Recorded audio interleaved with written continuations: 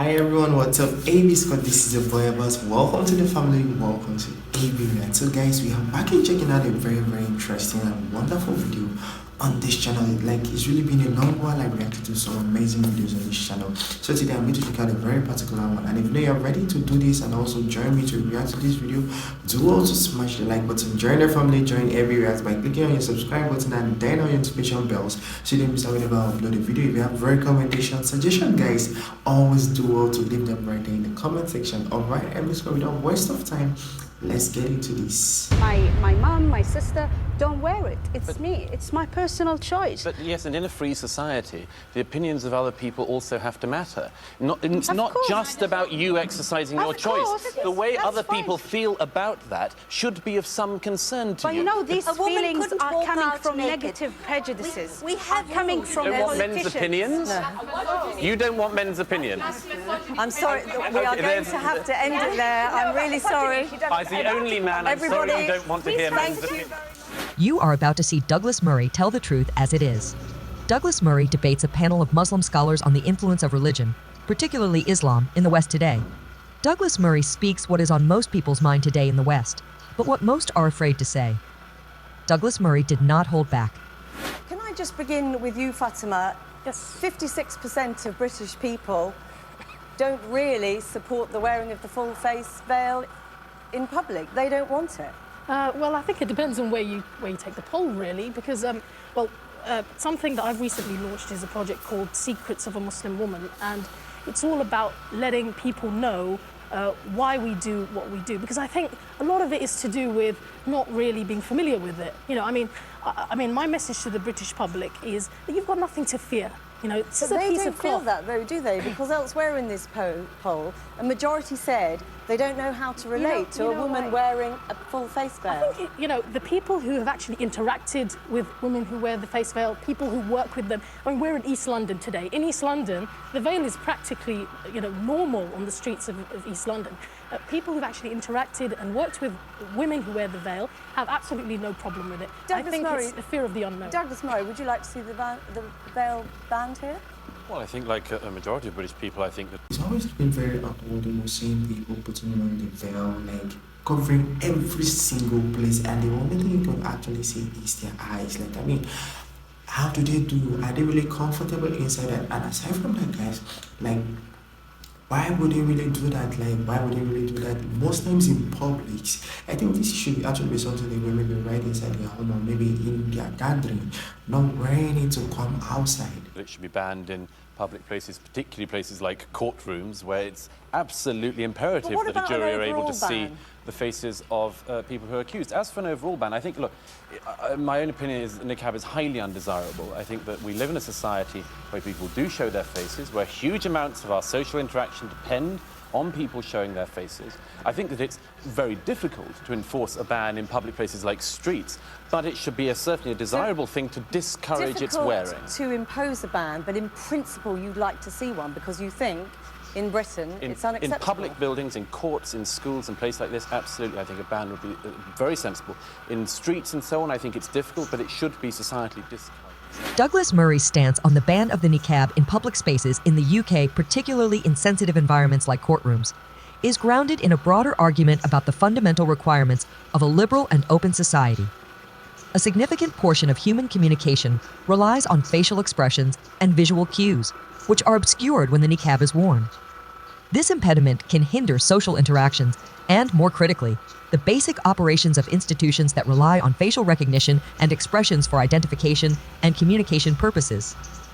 Douglas Murray's argument is supported by statistics and public opinion trends indicating a growing discomfort with the niqab in the UK. I think this is something they really need to do, like the niqab. Like, I mean, most times you going to maybe have an interaction or a conversation with someone, you don't really know who you are talking to because they are all covered, like every single place. And I think it's something that is very bad, you know.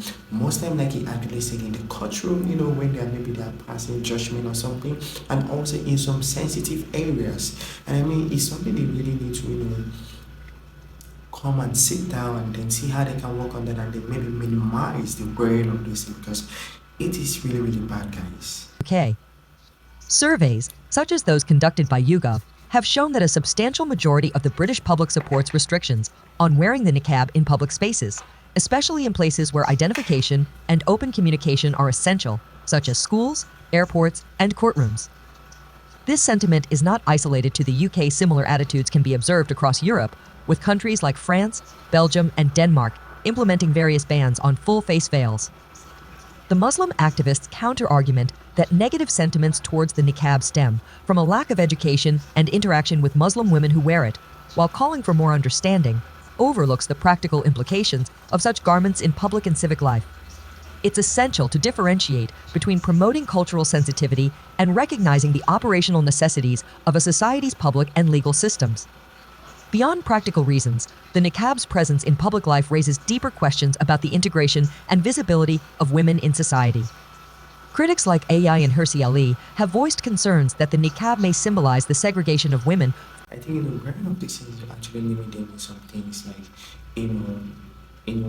like to me, I would actually prefer them not just putting on like most of them actually wear the other ones that you can actually see their face, you can actually see who you are talking to, who you are doing things with. But a situation where they are being covered every single place, like guys, it is a very risky something to some individuals, to some people. From public life and the suppression of their individual identities. Such perspectives are crucial in the debate over how liberal societies should navigate the delicate balance between respecting cultural and religious practices and upholding the principles of equality and openness. Accommodate religious expression in this country. Jehovah's Witnesses who don't want blood transfusions, Sikh people who want to wear turbans. We make exceptions, in certain situations. And so, look, I really want to reach out to the public and say, you've got nothing to fear from us. But take up Yasmin's, I was born in this country. I love this country. Take up Yasmin's point that this is about exceptionalism.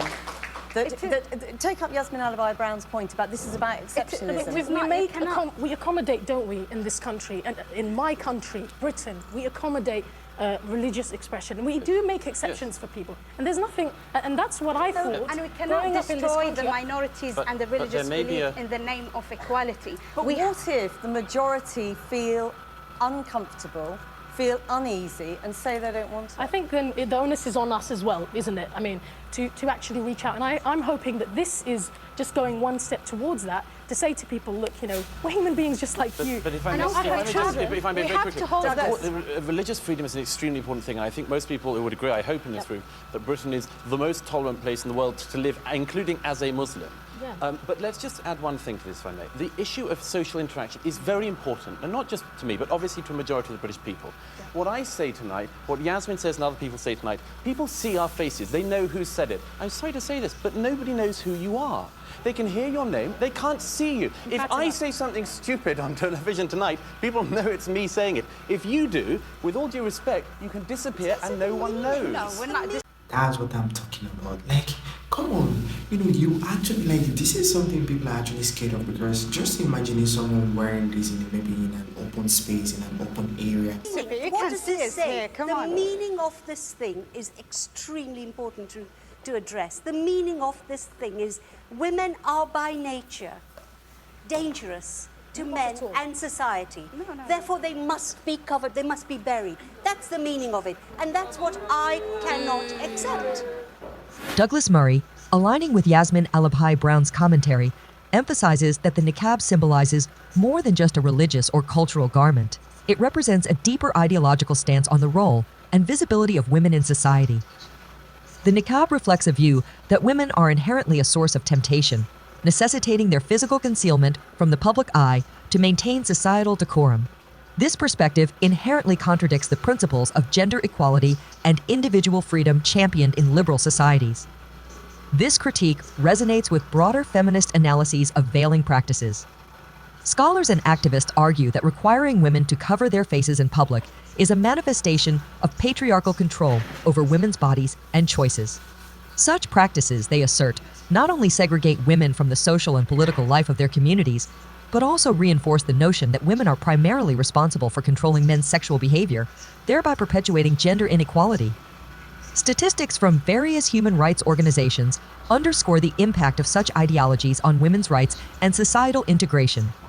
For instance, Reports from the United Nations have highlighted how dress codes enforced on religious or cultural grounds can impede women's access to services, employment, and education, limiting their opportunities for personal and economic development.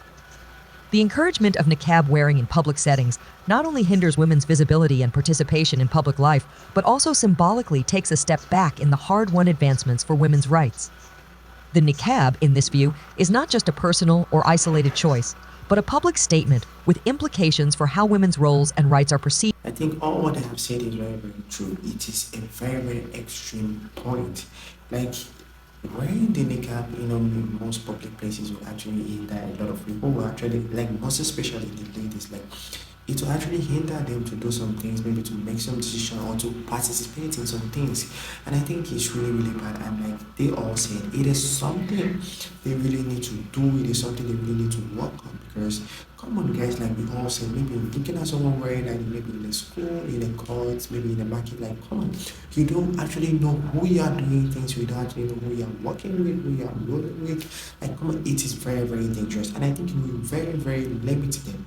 It is going to limit them from doing things. It's going to take them backward, and it will actually give us, another sense of, thinking that, oh, come on, what will happen? What will actually be the issue? That's what they were trying to say.